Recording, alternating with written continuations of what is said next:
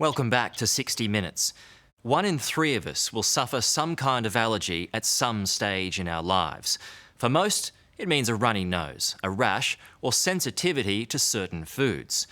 But imagine if you were allergic to life itself. That's the bizarre and terrifying reality for Johanna Watkins. The 30-year-old suffers from a rare illness which means almost any contact with anything or anyone triggers life-threatening anaphylactic reactions.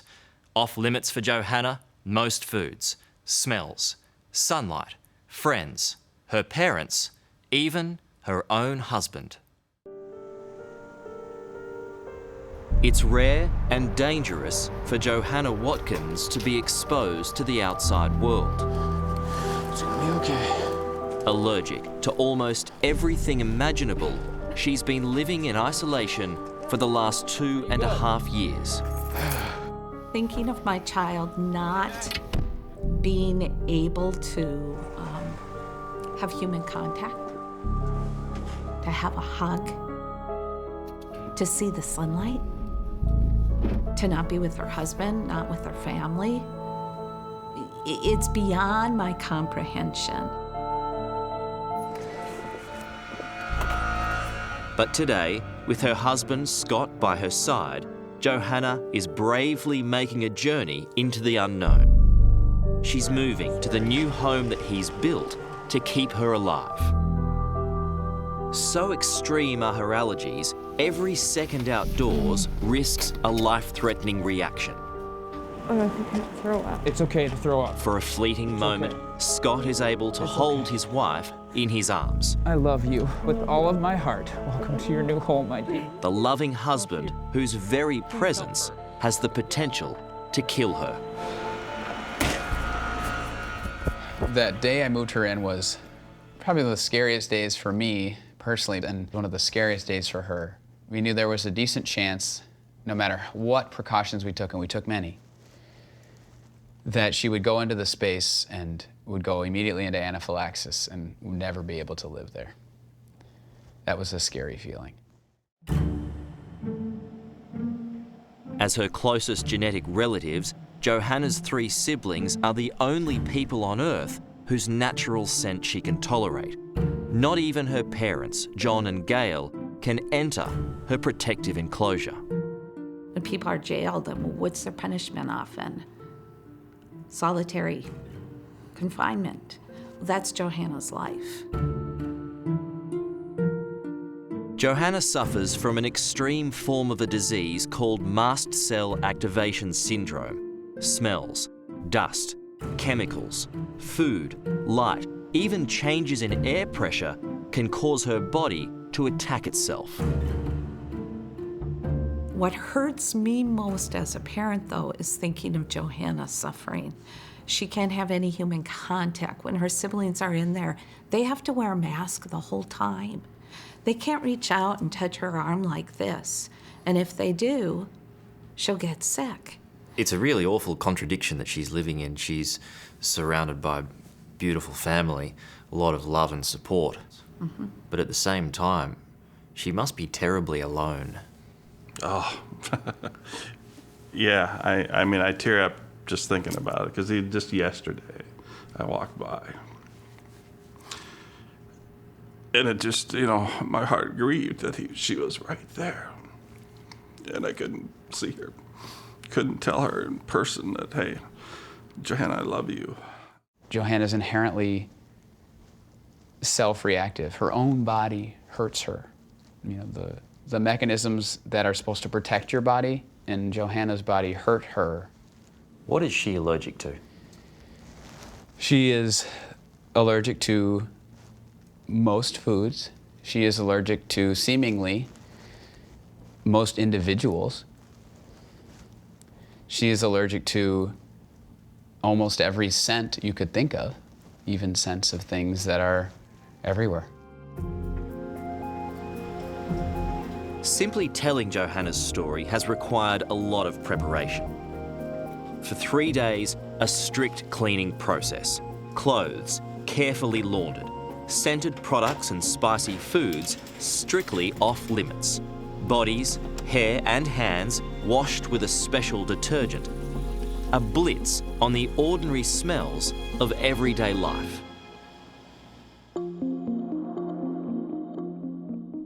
Hey, Hey, Pete, welcome. how are you, Scott? How are you? Good, mate, how are you? And now, entering the protective zone that Scott Watkins has set up to keep his wife safe. Okay. I'm glad you're here, Pete. Before we go any further, I know it's a little weird. I'm gonna actually have to smell you. It's time for Scott to make sure we've done our jobs properly. I don't smell anything strong. So nothing. I don't think there's anything I'm worried about. You're good. I'm good. You're good. This is as close as we can safely get to Johanna's filtered and pressurized chamber downstairs. So Johanna is directly below us. Right below. She's in the main floor. The only way of communicating directly is by phone or video call. Hello, is it working? Yeah, how are you? Being diagnosed with this disease has meant a lot of loss of being able to be outside, be in the real world. But the most painful part of the loss is people. I love being around people, especially my family and my husband. It's mind-blowing because if you had told me 6 years ago that this was even possible for my body to behave in this way and for this to happen, I would have never believed you.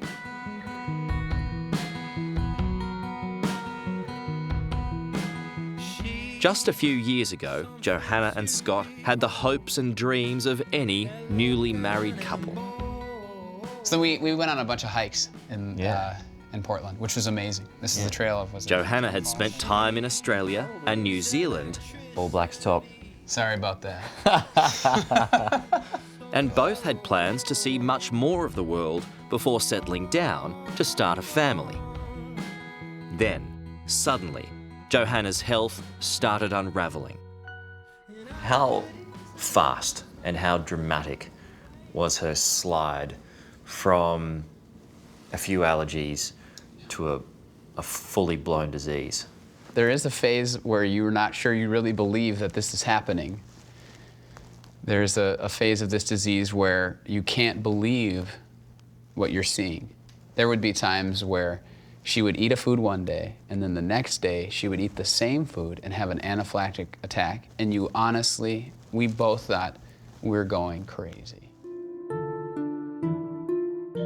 Johanna was forced to give up her job as a teacher. She became allergic to her friends and her parents. Then, the toughest blow of all.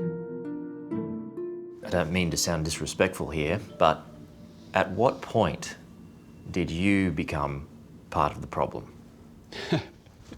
I had gone to my normal barber shop to get my hair cut, and when I returned back to our house, her throat became tight, and she nearly passed out. She was, having an anaphylactic type reaction, and so I left the room, obviously. And so then every day for the next couple weeks, I tried to come back in, but every day it didn't work, and we kind of came to a slow realization that she was like allergic to me. Must be awfully difficult though. You can't even hold your wife. No, it's terrible. Just the kind of unique loneliness that comes with have been with somebody you love and then not being able to be with that person even though they're still there. It's awful. Mast cells are our first line of defense. Found in every tissue, they react to threats like illness or infection and tell our immune system how to respond. But Johanna's mast cells are hypersensitive and send out the wrong messages to the wrong places. They could be in odors that she's smelling, various physical forces like heat or cold, sometimes to pressure or even ultraviolet light, for example. So Johanna's mast cells are totally confused. That's a good way to put it. Johanna had been misdiagnosed by 30 doctors until she met Dr. Lawrence Afrin, a world authority on mast cell activation syndrome. But none of his treatments, even an experimental course of chemotherapy, has turned things around. In the past year, Johanna has had to be rushed to emergency 8 times. Given her sensitivity to the outside world, every trip to the hospital in itself is a threat to her life. She needs a new drug, and there are some interesting options coming down the research pipeline, but they're not here yet. So she's got to ride out the storm. And at this stage, there's no way of knowing when the storm's going to pass.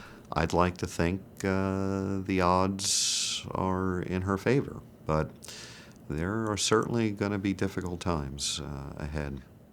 All right, so as we go down here, to our left is the pink room, I call it, where Johanna's air system begins. Right. Johanna's very survival depends on her air being as pure as possible. The room is covered in pink foam, which is virtually scentless. In the basement, Scott has built an array of filters to keep the smells of the outside from getting in.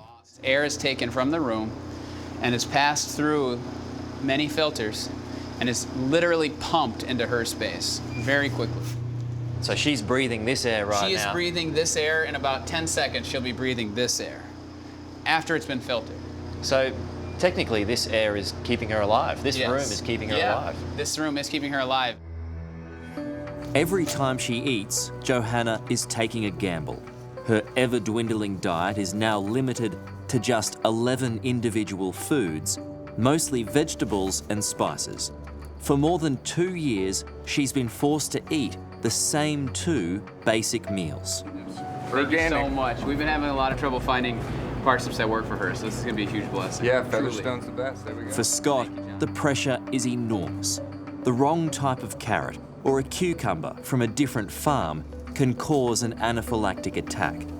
As a result, he spends 30 hours a week in the kitchen, carefully vetting and preparing Johanna's food. And I'll look over and see him through the airlock in the kitchen, and tears would right away come to my eyes because, oh, that grief will be fresh, and I'll miss him, and he can't even express it. And so I miss him a lot. Even though this is hard, I still have him. What a gift that is. Unable to be together, Scott and Johanna are constantly on the phone, texting and talking to each other. On date nights, they'll watch the same TV shows at the same time and chat as if they're in the same room. It can be the loneliest of relationships, but right now, it's the best they can do. When you can't have a physical relationship, how deep does an emotional relationship become? Right now, our relationship can be just as full and meaningful as anyone else's. It just looks really different. It's okay. It's okay. Since the move to the new house, Johanna's health has stabilised, but not improved. But Scott Watkins remains as devoted to his wife as any husband can be, eternally hopeful of the day they can be together once again. Oh, I miss it so much. I don't even know how to describe it. But I have hope that I'm praying that someday we'll get to be together again, physically. On your wedding day, you made a vow through sickness and in health. Yep. Really testing that one. Yep. We just kind of developed a new normal, a new system that works. And it doesn't have any resemblance to a normal relationship, but we've done the best we can, I think, with the reality that we face. I think about her allergies and inability to be with me in a daily sense. Today she's allergic to me.